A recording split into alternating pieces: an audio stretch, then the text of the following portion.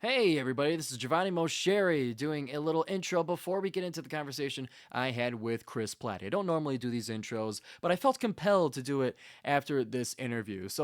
Most of my interviews, they kind of take a similar structure, and I've done that on purpose, where I learn the person's background, their sports background, what do they play, what do they do to get into sports, what got them into the place they are now, and what are they doing in that place now. Kind of a general structure like that.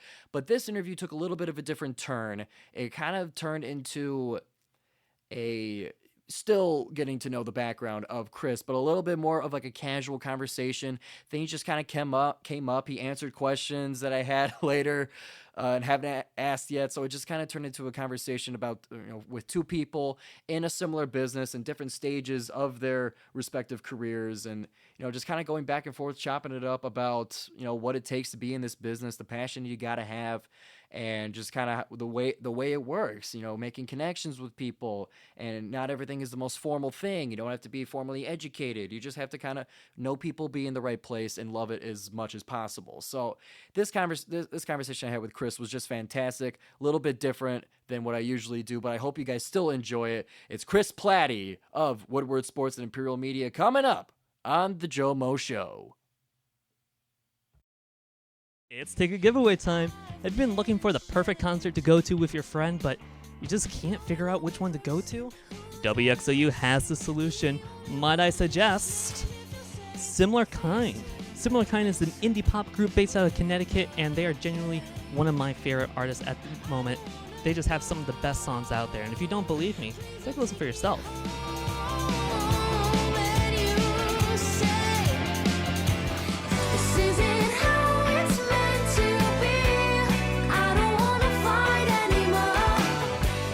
So if you're at all interested in seeing Similar Kind at the Sanctuary, then be sure to go over to our Instagram page at WXOU Radio, and you'll find a promo over there where you can enter to win those tickets. Hope to see you there.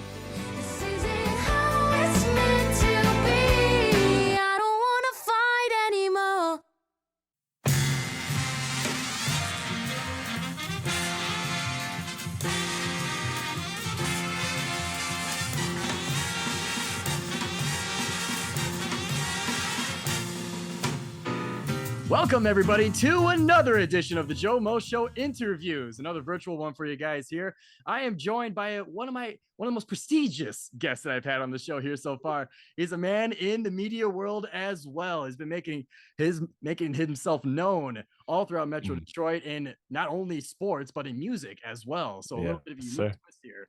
So I am joined here on the GioMoShow with none other than Chris Platte. Chris, how you doing? Thank you, man. I was glad I was finally able to do it. And, listen, I'll keep coming back if I get, intros like that. That was a nice little intro. Prestigious. I don't know about all that, but, I'll take it. I'll take it, man. I'll take what I can get. Hey, well, either way, I'm very excited to have you here on the show. Appreciate that. So for these shows here, I like to get to know the person. Most of the interviews, I like to know who I'm talking to. So I'm going to be going through a little bit of your career, your background, both in music and in sports. So to kind of go all the way back, we'll start with a little bit on the sports side. Where did you get your start in sports? Where did you start getting interested in it? Was it just like you've always been that way, or did somebody get you into it? I mean, it started, a lot of the typical ways, when you're a kid, you got friends around the block that are just playing, whatever. And, at the time start with soccer, and then it kind of quickly phased into basketball. And, I just knew I loved doing it. And then, I started watching the games. I started playing the video games, started playing out, playing in leagues and summer camps and everything. Just went all in on basketball. So, it's just kind of a natural love for me. And then, as far as like the media side, like my first like inkling of knowing what I wanted to do was the fact that when I would play 2K or NBA Live back in the day for me, when you'd play that, I'd like mute the TV and I'd broadcast the game myself, and just kind of like as I'm playing it, kind of just, call out what's happening or blah, blah, blah. Or like even sometimes just make up scenarios and stories, you know what I mean? Like make up some stories on the whim about, my season or whatever. And just kind of just implementing a lot of the stuff I had heard through, the greats like Mike Breen and all of that, all the broadcasting greats that I had heard and admired. And so it was it was kind of just like right then and there, I kind of knew what I wanted to do, and I knew I just wanted to follow. I didn't know where I was going to go with it. I just knew whatever my passions were in life, I wanted to talk about them. I wanted to have conversation about them. And that's really, where I'm at in life. And that's like my simple phrase when everybody asks about what I'm doing today. It's simply put, I'm talking about stuff. I'm getting paid to talk about stuff I talk about for free. And at the end of the day, if you phrase it like that, if you really kind of understand that blessing, you love it. So basketball and basketball was the kind of the start of it. Like I knew that's what I wanted to do, but I kind of knew pretty much that I'm a passionate person. I like to have conversations with a lot of different people and on a lot of different things, and whatever interests me, I just like I just want to talk about it. I want to record. And as far as podcasting goes, like that part happened when I was listening to some radio shows. I was listening to Colin Cowherd. I listened to Zach Lowe, the Low Post podcast. I still didn't even fully understand what a podcast was, but my friend Brad Tunney, who was in the, I think he's calling one of the MLB minor league teams still to this day, and he's doing well with it. But he was always a broadcast guy like doing a lot of the play by plays and color commentary and all that. Oh, yeah. And so I dabbled in that and I really liked it, but he was doing a podcast in the summer just kind of for fun, just kind of talking about whatever. And so, he knows I'm an NBA guy. So he brought me over, and it was literally when LeBron went back to Cleveland. It was that announcement that summer of 2014 Mm-hmm. or 2013. And I was like blown away by doing that and that opportunity. I did that. And it was just a casual conversation. There was no structure to it like TV, like the classes I was being trained in and everything. And I just fell in love with the art form of podcasting from that moment on, because it was like there was so much freedom, so much ability to just kind of have, again, like I said, the genuine conversations that I love. So Yeah. that kind of sparked that. Literally that next day, I went and I bought a microphone from GarageBand, a Yeti microphone, and built up what I had. I still have that to this day. It still works, believe it or not. I keep it as kind of like a way to kind of measure myself and kind of keep myself grounded in why I do this and what I want from this, and all of the feelings and like passion that I get tied into with it. So that's kind of where it really, really started. And, at that point I knew I just wanted to do basketball at the time. And then, I segued into music. Shortly after, and kind of just merged the two. But it was really just it was all natural. It was fluid. All of it was fluid. There was no reason why I turned off the TV and turned down the sound and started calling the games myself. There was no reason why I, chose to do the podcast other than I just wanted to talk. It wasn't an opportunity for me. It wasn't a career. Right. You know what I mean? It was just a friend asking me to talk about basketball, and did that, and just kind of fell in love with it genuinely. And that's what's fueled me to where I'm at. Yeah, I could hear the passion that you have for this business and for what you do, just by I guess you could say the length of the story, but Yeah. I really get that sense that you do truly love what you do. And kind of going back, you started your own podcast, Strictly Hip Hop and Strictly Hoop Talk, in 2015, and I didn't realize that you Yeah. were doing it for so long. So I got a little curious. It's like, what was happening in 2015? That's when the Lions were 11-5 and got cheated by the Yeah. Cowboys in the playoffs. Oh yeah. I had Yeah. to go Yeah. back. Yeah.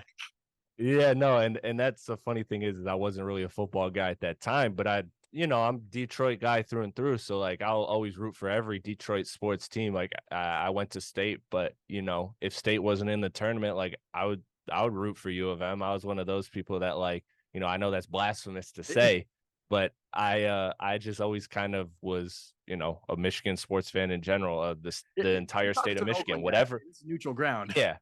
Exactly. Yeah, exactly. You get it. Like, what I mean? If you're not in it, why not? You know what I mean? If your neighbor's doing something big, why don't you, it's cool. It's cool to be, associated. We're all on the same team at the end of the day. Yeah, totally. So yeah, that's kind of how it started. It actually started in 2013. I had a few episodes that I did in 2013 because I was going into my senior year of high school. And I started then, and I was full force of it by the time I graduated in 2014. But I kind of deleted some of those. Actually, I didn't delete those episodes. I kept those episodes up Oh yeah. because I always wanted to humble myself. They were terrible. They were garbage. And even like the 2015 one, I still went back and I listened to it not too long ago, the one that's on there. Yeah. And I kept them up to humble myself. But what happens is like with Apple and with just podcasts in general, if you structure your feed, it will only keep a certain number of episodes. It doesn't keep every episode. So Really? like when you reach this threshold, of like, I was at that time, at this time now, I'm over 200 episodes on the podcast. And so I don't know if the number is 200 or what, but at some point it just starts replacing the old ones, and the old ones aren't there no more. So I kept them. I got them on a hard drive, but I wanted to keep them up publicly, but iTunes or Apple or Spotify and all them, thought otherwise, probably for the best for me.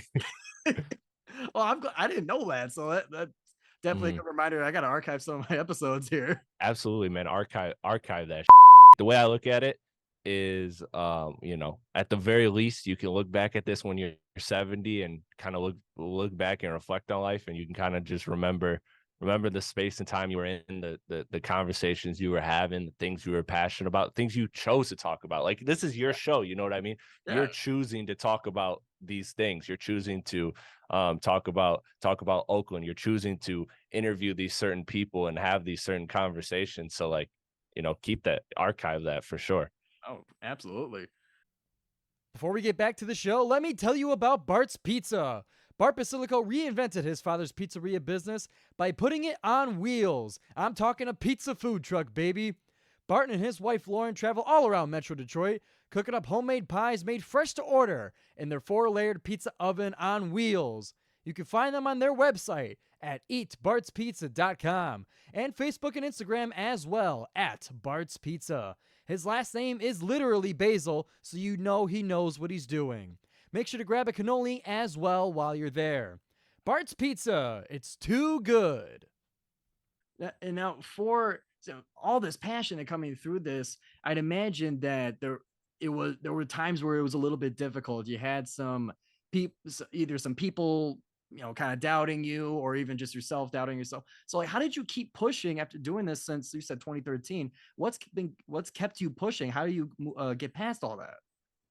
Honestly, ignorance. Like, I really, if I'm being 100% honest, it's ignorance. It's really just, again, it's from such a place of passion that I really haven't looked at it as a job. I haven't until I got to Woodward, truthfully, in the last year. Like, I always knew it was going to be my career. I always called it my career. I always put the work in, but it really never felt like work. It always felt like, when you look at my podcast, you go back to those first episodes, I wasn't having experts on. I was having my friends. I was having, my boys who knew about Travis Scott. Oh, you're the perfect person to talk about Travis Scott with. Come on, let's talk some Travis Scott. Or, oh, you're my basketball guy. Like, I know hoops through and through. Like, come on, let's talk. Like, just kind of just using the resource around that you had, because it's what you wanted to do. And so I kind of actually got stuck at a point in my career where I kind of uh appreciated and loved having the experts, because it was cool. It was an awesome way to, like, interview my idols. Like, I got to interview Peter Rosenberg, and that was an amazing moment in my life. But John Connor as well. But at the end of the day, it's like, I also kind of love the idea of just like friends, just friends talking about conversations, and not everything has to be so nuanced and so expertise.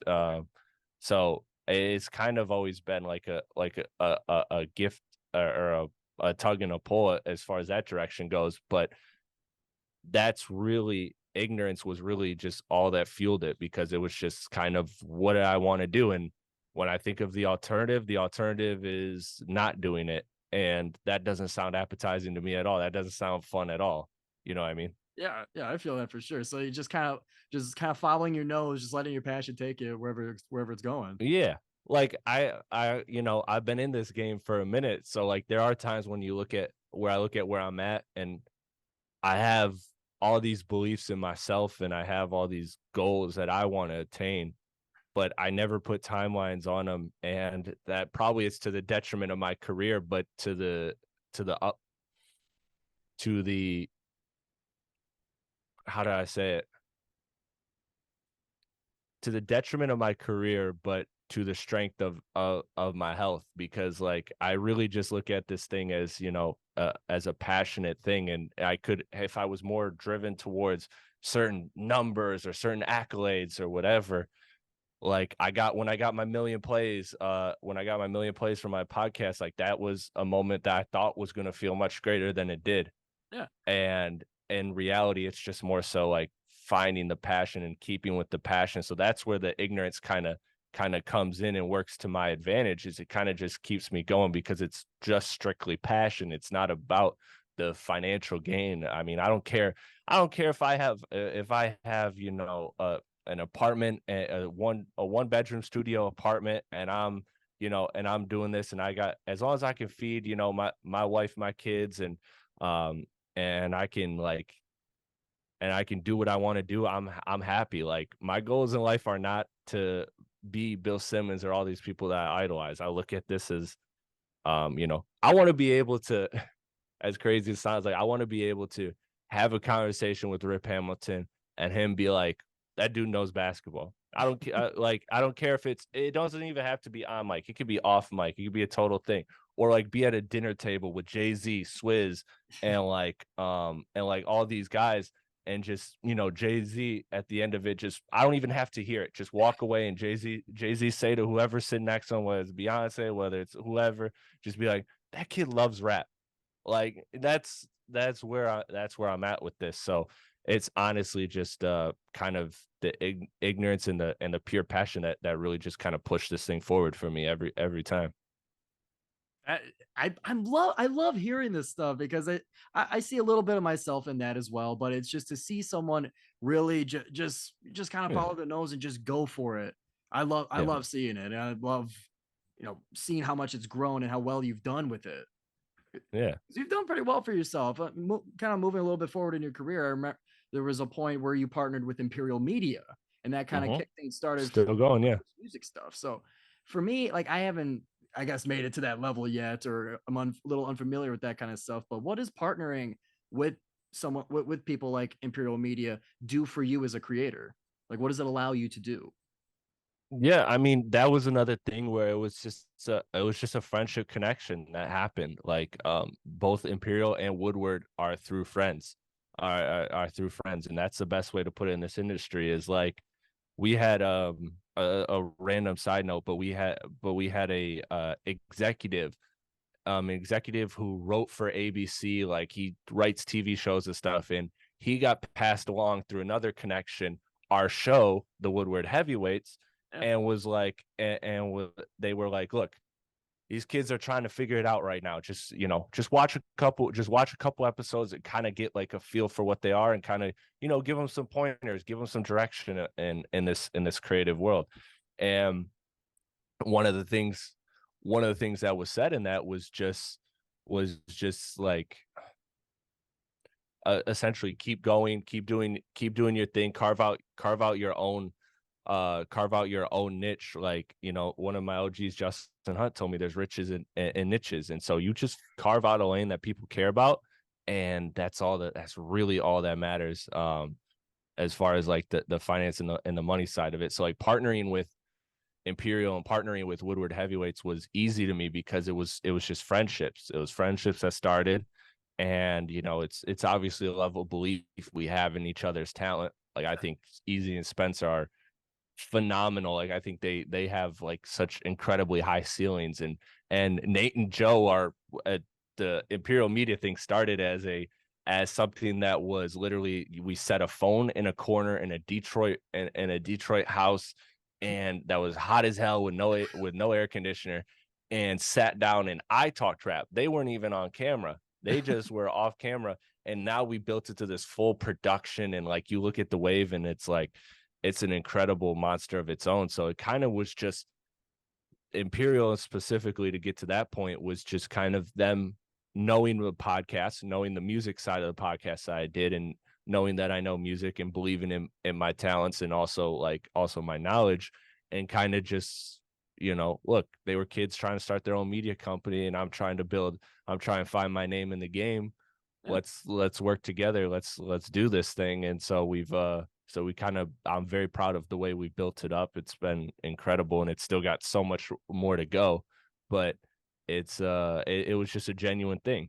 And then Woodward was just through Easy. I actually went to high school with, No kidding. and I took a broadcast class. Yeah, and Easy reached out to me, and he was like, "Yo, I know you're creating content. Like, what's up? You want to come? You want to come? Like, there's opportunities at Woodward." He's like, "I can't promise you a job, but I can promise you that if you show up and you show your skills, that you have an opportunity." And he literally sat me down that first day, Easy, and said, "Look, I am going to have a show on this network." And he's like, "I have the vision for it, and you're going to be in the TD booth, and Spencer's going to be on the chair, and like this is what's going to happen." And literally not even like 3 months later it happened. Like he's a very strong-willed and strong-minded person, Oh yeah. which is why we get along so much. But he kind of laid out the pathway for me and was like, "Look, this is where you got to get good at. This is what you got to do," because that whole production side of it is not my bag. I'm comfortable with talking on mic. I'm very sounds weird, comfortable in front of a camera than behind it. Yeah. I freeze up. I get conscious when I'm behind a camera. But so that was a whirlwind for me. But it was all just business. And that email that was said, one of the things that was said in it was not only be authentic, be yourselves, but also just make connections, because you never know who's going to be what. Right. We can all we've come across so many people. You've come across people already in the field, and you may have your thoughts on them, like whether they're good, bad, or indifferent, but you never know where they're going to be. Like you guys go your separate ways, and then 5 years later, holy shit, they're doing this like incredible thing over here. Like, Yeah. this is awesome. So just obviously just making strong connections, and that's really what happened at Woodward. I just kind of literally showed up to the office. Like, there was no resume, there was no nothing. It was to Oh the wow. point where Adam sat me down, and he was like, "So what do you want to do?" And I was like, "I want to be here, and these are my talents, and these are my skill sets, That's a good. and where I need to get better, I'll get better." And like I showed on the podcast, he had no idea who I was or what I did, and he was just like, "Okay, we can work with this." And that was it. Like, like there was a couple other people that were hired at the same time as me, and all of them literally showed up with resumes, all of that stuff. I didn't know. I wasn't prepared. I just was told by Easy, show up and work. And Did so that I kind of scare showed you up. to see those resumes and all that stuff? Or Nah, man, because I know I got that. Like, I'm comfortable in my resume and what I can and my abilities, and showcasing those. So it wasn't an uncomfortable thing. It was more like a wow. I actually kind of feel like embarrassed that I kind of like this was such a like a informal process. yeah. So Okay. um it's a good story. It's not as good as Spencer's story. One day you'll have to have Spencer tell his story of how he got the Woodward job. That was an incredible story. But yeah, it's all about who you know. It's all about, just making good friends with people and keeping opportunities and keeping doors open. That's what Imperial was. That's what Woodward is. And that's kind of the key to everything. Yeah. From my time here and like talking to a lot of people that I've made connections with. That was the main Hmm. thing, is make connections. It's meet Yeah. people and be as genuine as you could possibly be. Be yourself. All that kind of stuff. So it's a common theme, and I'm glad to hear it again. Like, okay, Yeah. it's another testimony to it. And for me, like my grandfather, my non Noel, he always says, "Don't be shy. You never know who you're gonna Yeah. know." So Oh yeah. 100%. well, 100%. You no, never that's know. it. You never know. Like, I was there for a good 3 weeks before they knew I graduated from Michigan State with a journalism degree. Like, and now it's just like I'm sitting there and I'm just like, damn, here's a big break in my career.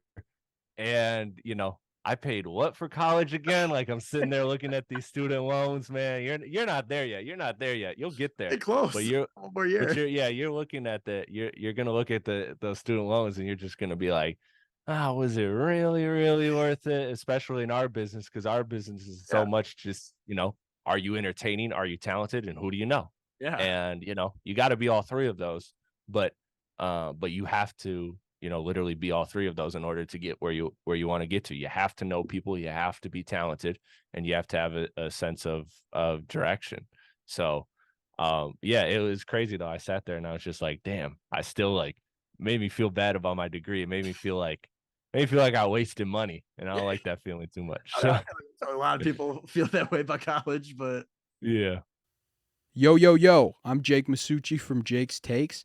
I wanted to talk a little bit about my show on my guy Giovanni's own show. And I wanted to talk about a little bit about Jake's Takes. I'm a student manager at Oakland University, and I kind of just talk all things sports. I talk a lot about the NBA, talk a little college basketball. We did a lot of March Madness stuff recently. We talked about NBA playoffs, NFL playoffs, talked a lot about the NFL draft. It's basically just an all things sports show. I really think you guys would enjoy it. And shout out to my guy Giovanni. Love him. But please check out Jake's Takes. It's available on Spotify, Apple Podcasts, iHeartRadio, and then it's also available on its own YouTube channel. So please check out Jake's Takes, but please continue enjoying Giovanni's show. I mean, Yeah. even for me, like I guess a little bit of my story. So like I'm here at Oakland for mechanical engineering, and Mhm. my college search, like I went to Lawrence, or I visited Lawrence Tech, Kettering, Grand Valley. I visited all these places, but for some reason, I always kept asking, "Do you guys have a radio station?" Like that was always something that I wanted to try in college. Mhm. So I came to Oakland because it's kind of close to home, and they got really good engineering, but I would never have found WXOU or get to where I Right. am now if I didn't go through engineering for it. Hell So yeah. whether it's a waste of money or not, I mean Yeah. it gets you into Nah, good man. places. It's not, man. It's not. One of my favorite lines ever was Big Sean. Big Sean had a line on everything that's missing. He's like, the dream isn't what you're chasing, it's what you have. Like it's the idea of you, if you spend your free time doing what you love, you've already succeeded. And that's really the truth, man. So like, you can have a degree in whatever. There's some people at our network that have degrees in totally non-creative things, but they're creative people, they're talented, and they worked hard, and this is what they want to do. So this is what they're doing. And as a result, Woodward is such a great environment to be around, because it's all a bunch of people that just they want to do this. They want to do this. They want to succeed, and they're passionate about what they're talking about, whether it's sports or whatever else goes on. Yeah. So it's kind of just like, man, you're on the right path. Just keep doing what you want. And you get sounds like, I mean, look, speaking from a journalist, an engineer degree is a hell of a degree to fall back on if this fails. So like, I've at been least told that. at least you at least you got at least you got a little bit of money. A journal, I don't know what you know about journalists, but they don't really make money like that, not unless Yeah. not unless you're the top of the top. So you at least you went about it pretty smart. Coincidentally went about it smart, but and so I got one last question just to kind of wrap things up. We your went through your fantastic career led by nothing but passion.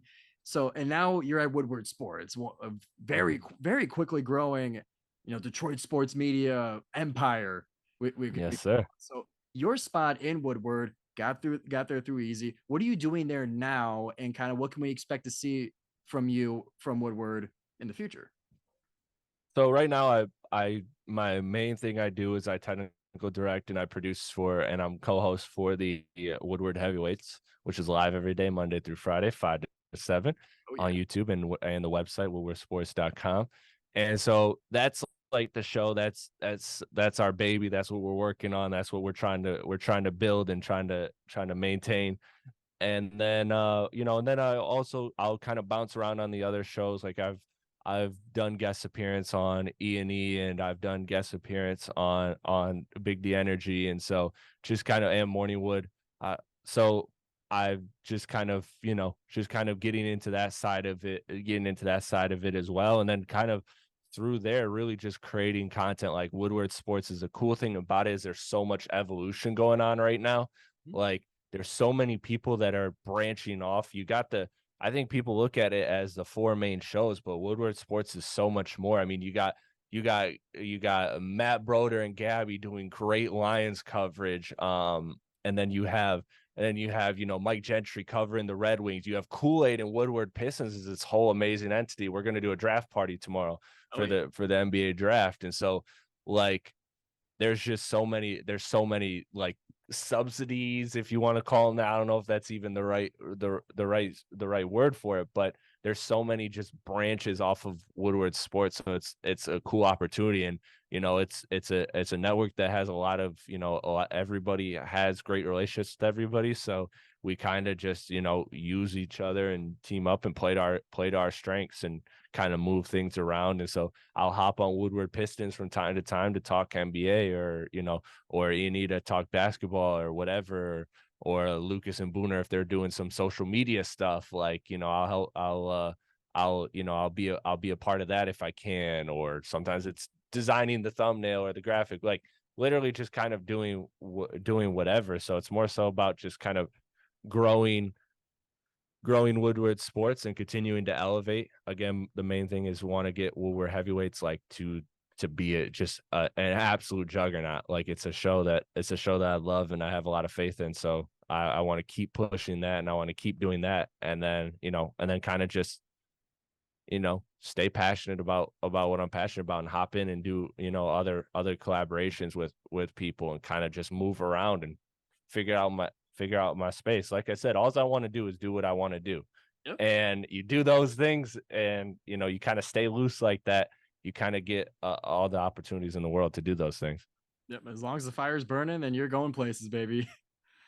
Exactly, man. Chris, thank you so much for coming on to the GioMoShow. We are running a little bit out of time here, but I really appreciate you coming on to the show virtually. Second virtual interview I've done on the show. I think I'm getting pretty good at it. But yeah, man, I'm trying to upgrade. I'm in the process of getting a studio right now. So right now it's just it's a little, the setup's not where I want it to be, but I'm not in my multi-million-dollar Woodward Sports studio right now, but I appreciate you having me on nonetheless, and you give me a call whenever you need me back. I'll be here. I appreciate that. And you can tune in to other episodes of the GioMoShow on YouTube and Spotify, or you can catch me live on WXOU Thursdays, 6 to 7, 88.3 FM. This is Giovanni Moscieri on the GioMoShow signing off, and we'll see you next week.